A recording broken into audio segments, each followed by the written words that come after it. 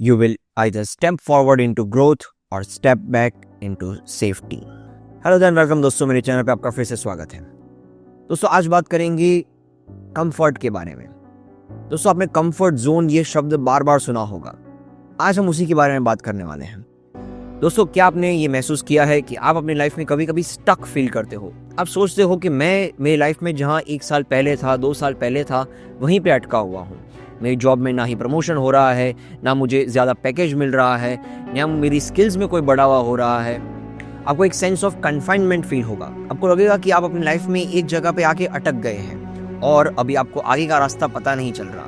You are not able to figure out how to break out of this confinement, how to break out of this feeling of stuck and grow in your life. दोस्तों ये feeling बहुत ही normal है और ये feeling हमें तब आती है जब हम बहुत टाइम हमारे कंफर्ट जोन में बिताते हैं। दोस्तों कंफर्ट जोन यानी आपकी लाइफ का वो पार्ट जो आप बिल्कुल चेंज नहीं करते। आपका शेड्यूल, आपकी स्किल्स, आपका वर्क, आपका प्रोफेशन, आपका सिटी, ये सारी चीज़ें आपके कंफर्ट जोन को कंस्टिट्यूट करती हैं। आप जहाँ रह रहे हैं, आप क्या काम कर रहे हैं, आप किन लोगों के साथ उठते बैठते हैं, ये सारी चीज़ें बनाती है आपके एक कंफर्ट जोन को। और जब आप एक ही जोन में एक ही टाइप के लोगों के साथ एक ही काम में बहुत टाइम बिताते हैं, एक फीलिंग ऑफ अनईजीनेस आती है। आपको लगता है लाइफ में कि मैं बहुत सालों से सिर्फ इसी जगह पे हूँ, मैं बहुत सालों से सिर्फ यही काम कर रहा हूँ और मुझे भी कुछ नया करना है, मुझे कुछ बड़ा करना है, मुझे अपनी लाइफ में ग्रो करना है। And folks that feeling is natural, वो फीलिंग आप में आएगी ही।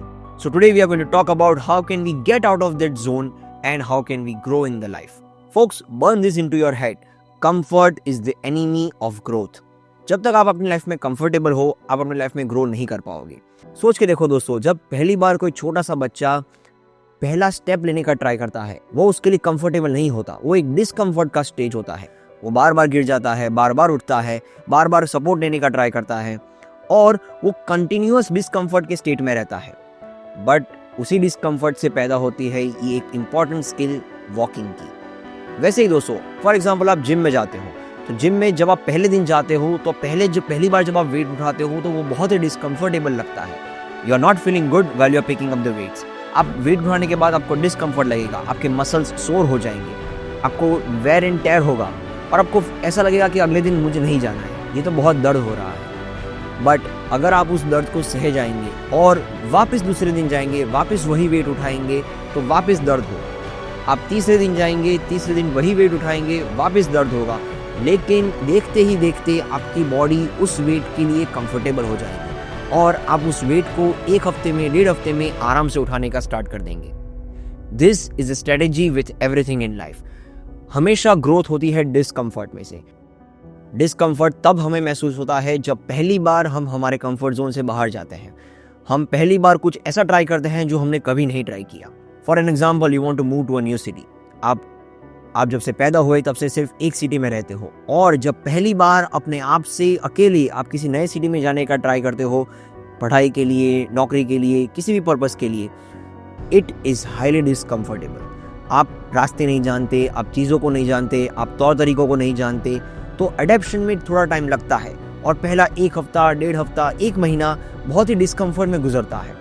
लेकिन जैसे ही आपका बॉडी और माइंड हैबिचुएटेड हो जाता है सराउंडिंग्स को लेकर, you become comfortable in that. So folks, this is a cycle, the cycle of growth. First of all, the first step of that cycle is to step out of your comfort zone to do things that you have never done before. जब आप उन चीज़ों को करना शुरू करेंगे जो आपने कभी नहीं की है, तो वो थोड़ा टाइम आपको डिस्कम्फर्ट देगी। But your job is to go through that discomfort, your job is to go through that pain, because that is what stems the growth.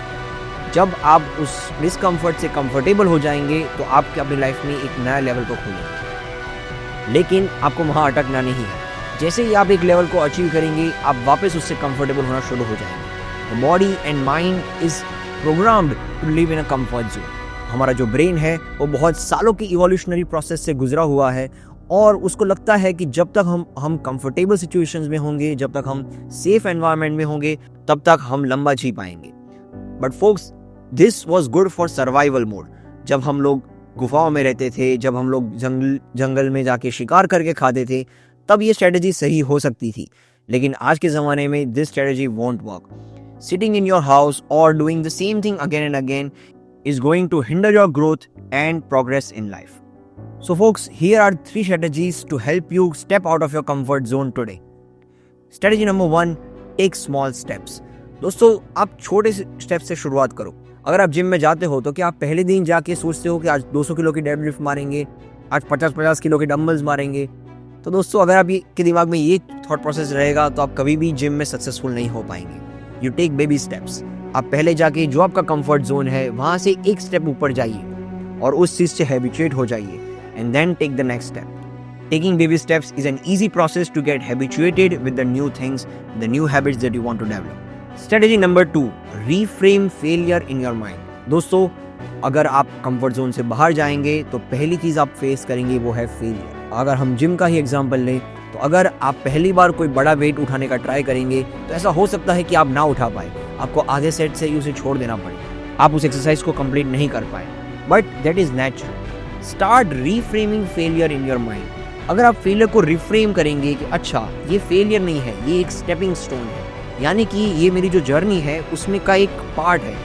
और दोस्तों, सोच के देखो, कोई नई स्किल जब आपने पहली बार ट्राई की थी तो आप उसमें उतने अच्छे नहीं थे, आपको कई बार फंबलिंग भी हुआ होगा, आप कई बार उसको सही तरह से नहीं एग्जीक्यूट कर पाए होंगे। लेकिन अगर आप उन चीज़ों से सीख कर उनको अडेप्ट करते जाएंगे तो आप कोई भी स्किल को सीख पाएंगे। Everything in this world is learnable. Burn this in your head. ये आप अपने दिमाग में सोच के देखो कि सारी चीजें दुनिया में सीख सकते हो आप। दोस्तों, ये चीज आपके दिमाग में फिट कर दो कि आप दुनिया में कोई भी चीज सीख सकते हो। ऐसी कोई भी स्किल नहीं है, ऐसी कोई भी लैंग्वेज नहीं है, ऐसी कोई भी आर्ट फॉर्म नहीं है जो कि सिखाया ना जा सके और जो कि सीखा ना जा सके। दोस्तों, this is an important step in getting out of your comfort zone. Reframe failure in your mind. Winston Churchill कहते थे, failure is not final, it is the courage to continue that counts. अगर आप में करेज है continue करने की तो वही बनाएगी आपको successful. And folks, the third strategy is to surround yourself with people who support growth. दोस्तों, ये बहुत ही इंपॉर्टेंट पॉइंट है। इस पॉइंट के बारे में मैंने पूरा एक वीडियो भी बनाया है, the importance of environment. Folks, ये बहुत ज़रूरी है कि आपके जो दोस्त हैं, आपके जो रिलेटिव्स हैं, आपके जो पेरेंट्स हैं, वो आपको सपोर्ट करें आपकी ग्रोथ जर्नी। ये इसलिए ज़रूरी है क्योंकि कभी कभी हमारा माइंड गिव अप कर जाता है।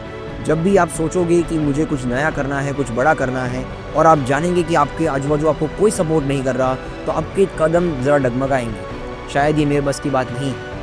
दोस्तों, आपको ऐसे लोग आपके आजू बाजू चाहिए जो ये आपको कह सके कि नहीं, ये आपके बस की बात है और आप ये कर सकते हैं। अगर आपके आजू बाजू ऐसे दोस्त नहीं हैं तो दोस्तों, आपको एक्टिवली ऐसे दोस्तों को ढूंढने की ज़रूरत है।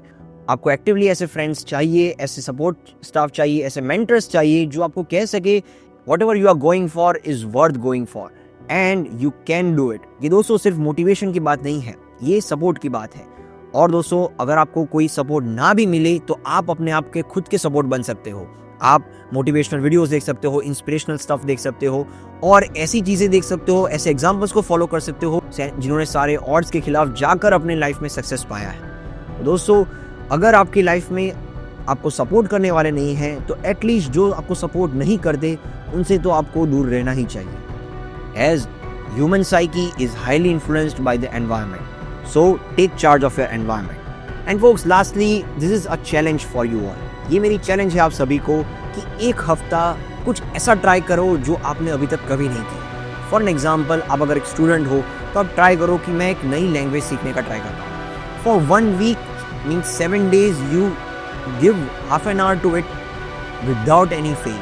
आपको 7 दिन तक बिना ब्रेक किए हर रोज हाफ एन आवर उस नई लैंग्वेज को सीखने के लिए डिवोट करना। Start from today itself. आज से स्टार्ट करो। यूट्यूब पर सारी लैंग्वेजेस की ट्यूटोरियल्स फ्रीली अवेलेबल हैं, तो आप कोई भी यूट्यूब वीडियो से स्टार्ट करो और every day half an hour try करो उस लैंग्वेज को सीखने का। And this is my challenge to you all.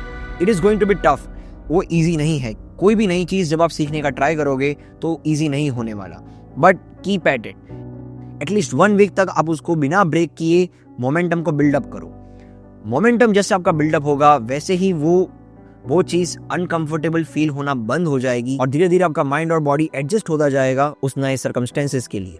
अगर आपको लैंग्वेज नहीं सीखनी तो आप कोई और भी स्किल सीख सकते हो, कोई ऐसी स्किल जो आपने आज तक कभी नहीं किया। May be it's playing an instrument. अगर कोई म्यूजिकल इंस्ट्रूमेंट है जो आप सीखना चाहते हो लेकिन आज तक आपको करेज नहीं हुआ है वो सीखने का, you can start doing that as well. 1 हफ्ते तक आप कोई भी नई स्किल सीखना स्टार्ट करो और मुझे इस वीडियो के कमेंट बॉक्स में आपका डेली अपडेट दो। Day 1 I have done this task, Day 2 I have done this task, Day 3 I have done this task. दोस्तों जो भी व्यूअर 7 डेज तक कंटिन्यूस स्ट्रिक करके कमेंट बॉक्स में कंटिन्यूस कमेंट करेगा 7 दिनों तक, that person will get a special gift from me. So focus that's it for this video. अगर आप मेरे चैनल पे पहली बार आए हैं तो सब्सक्राइब करके बेल आइकन ज़रूर हिट कर देना ताकि आपको ऐसे ही इंटरेस्टिंग और यूजफुल इन्फॉर्मेशन मिलती रहे. And don't forget to share this video with your friends and family to motivate them as well to grow in their life. Until next time, this is Rujit Dave. Thanks for watching. Bye-bye.